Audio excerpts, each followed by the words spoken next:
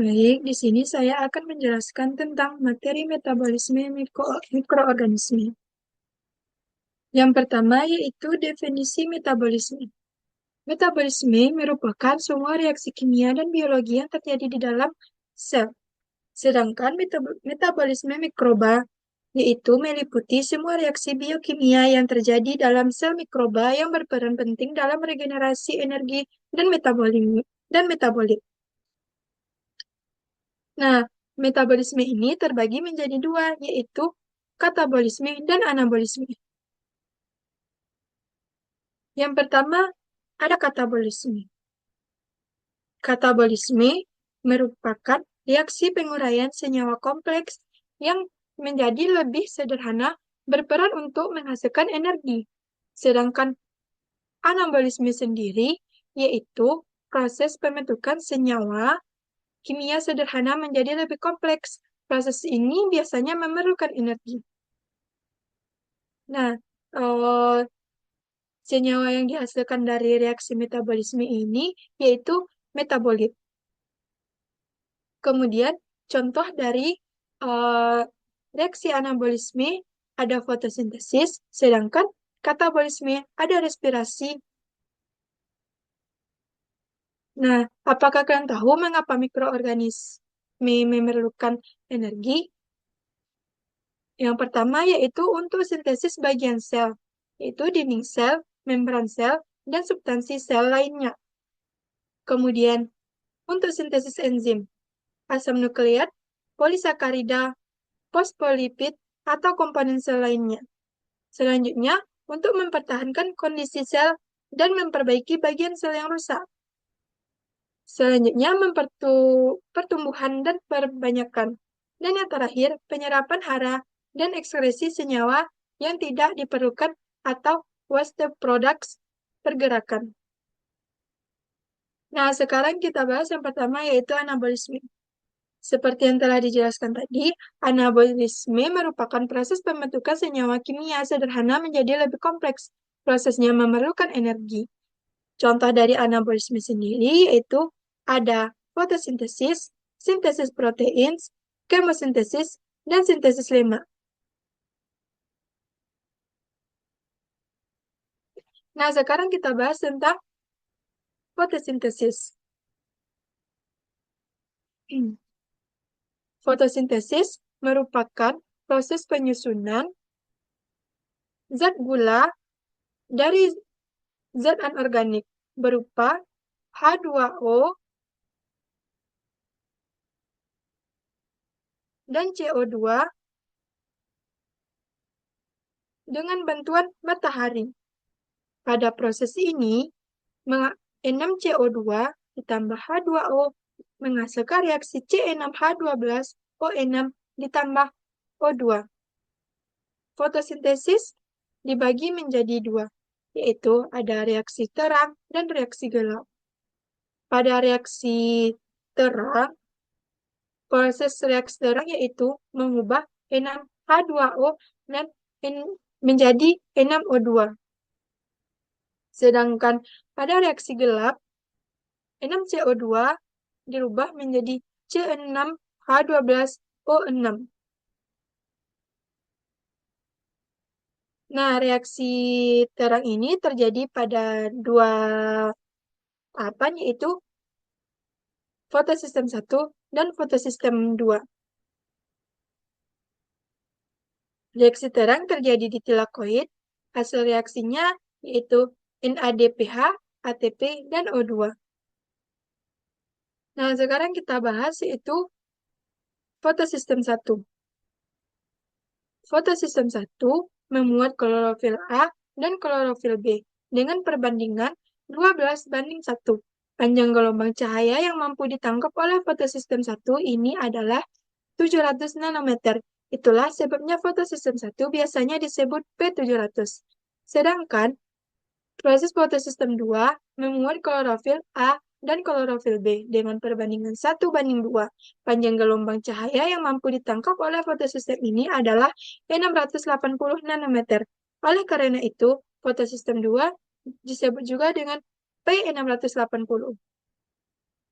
Nah, tahapan reaksi Terang ini ada 3, yaitu aktivasi klorofil, fotolisis air, dan transport elektron. Sekarang kita bahas tentang transport elektron. Transport elektron terbagi menjadi 2, yaitu transport elektron siklik dan transport elektron non-siklik. Yang pertama, transport elektron siklik diawali dengan terangkutnya P700 oleh beberapa akseptor dan kembali lagi ke P700. Itulah mengapa proses ini hanya melibatkan fotosistem 1. Transport elektron siklik menghasilkan ATP. Sedangkan pada transport elektron non-siklik, fotosistem yang dilibatkan adalah fotosistem 1 dan fotosistem 2.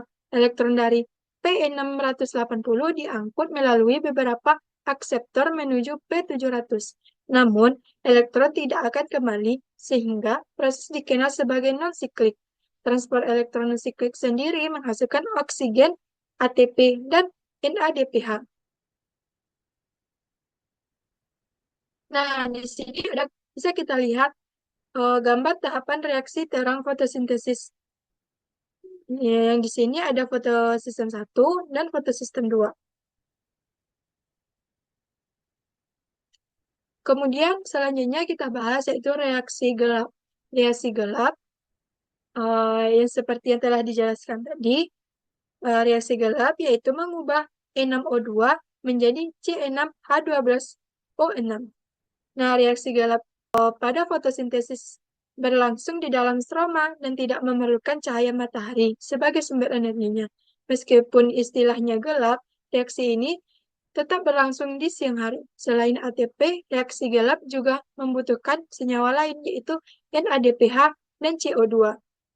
Nah, di sini tahapan reaksi gelap ada 3. Yang pertama fiksasi, kemudian reduksi, dan yang terakhir regenerasi.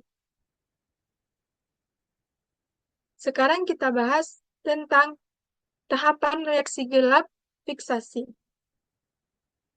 Tahap fiksasi ini diawali dengan pengikatan karbon dioksida dan senyawa ribulosa bifosfat atau RUBP oleh enzim Rubisco. Bisa kita lihat pada gambar. Kemudian pengikatan ini akan mengakibatkan terbentuknya 6 atom karbon yang tidak stabil. Kemudian molekul ini pecah menjadi 12 molekul asam fosfogliserat atau PGA.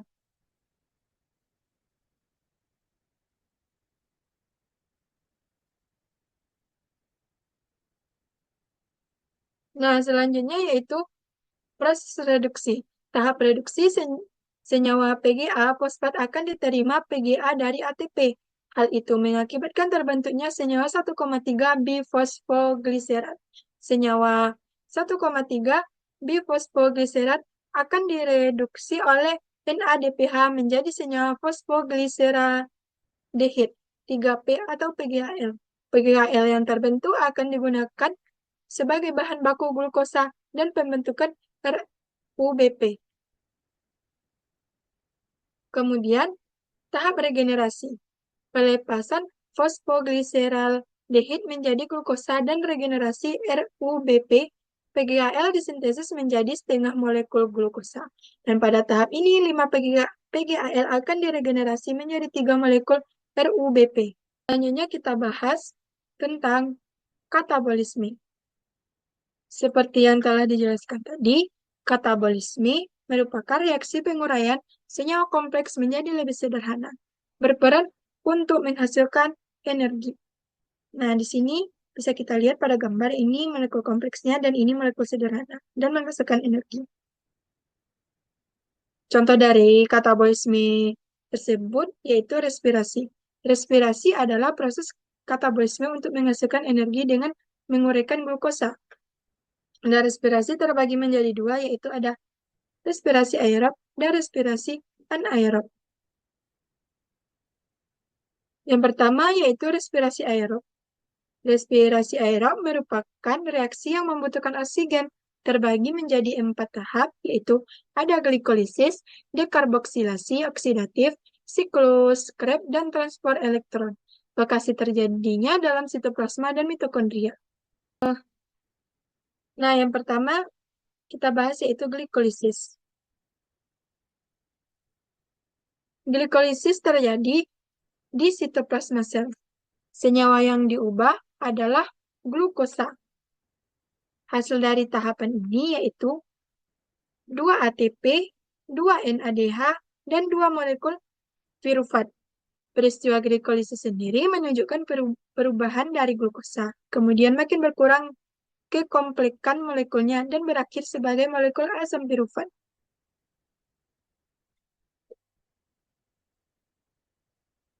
Nah, selanjutnya ada tahapan dekarboksilasi oksidatif. Eh, Tahap ini terjadi di matriks mitokondria. Dan pada tahap ini, dua asam pirufat yang dihasilkan dari proses di glikolisis akan dirubah menjadi 2 NADH, 2 asetil CoA, dan 2 CO2. Hasil dari tahap ini yaitu asetil CoA dan CO2 dan NADH. Nah, di sini itu ada gambar asam pirufat yang dirubah menjadi 2 NADH, 2 asetil CoA, dan 2 CO2. Yang ketiga yaitu tahap psikoskrep. Tahap psikoskrep sendiri terjadi di matriks mitokondria. Prosesnya yaitu 2 asetil koenzim A yang dihasilkan dari proses dekarboksilasi oksidatif akan dirubah menjadi 2 ATP, 2 NADH, 2 FADH, dan 2 CO2. Dan yang terakhir yaitu tahap transfer elektron. Tahap transfer elektron terjadi di kristal mitokondria.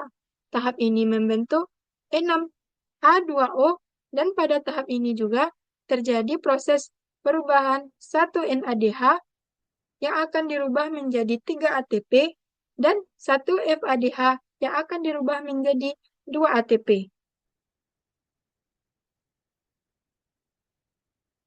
Nah, sekarang mari kita hitung dari jumlah seluruh ATP dari 4 tahapan tadi. Nah, di sini selain itu tahap respi aerob juga menghasilkan ATP yaitu pada proses glikolisis yaitu menghasilkan 2 ATP dan pada sikloskrep menghasilkan 2 ATP. Nah, sekarang mari kita hitung. Pada proses glikolisis, nah 2 ATP tadi saya sudah jelaskan dan ditambah 2 NADH. Nah, 1 NADH itu nilainya sama dengan 3 ATP. Maka 2 kali 3 ATP menghasilkan 6. 2 ATP ditambah 6 ATP, hasilnya itu 8 ATP. Kemudian proses dekarboksilasi oksidatif, yang dimana pada proses tahap ini menghasilkan 2 NADH, eh, hasilnya yaitu 6 ATP. Nah, pada siklus Krebs, 2 ATP ditambah 6 NADH, 6 dikali 3 sama dengan 18, yaitu 2 ATP ditambah 18 ATP sama dengan 20, kemudian ditambah 2 FADH. 1 FADH itu nilainya sama dengan 2 ATP, maka 2 kali 2 sama dengan 4. Jadi total keseluruhannya yaitu 24 ATP. Maka jumlah energi yang dihasilkan dari proses glikolisis dekarboksilasi oksidatif dan siklus Krebs yaitu 38 ATP.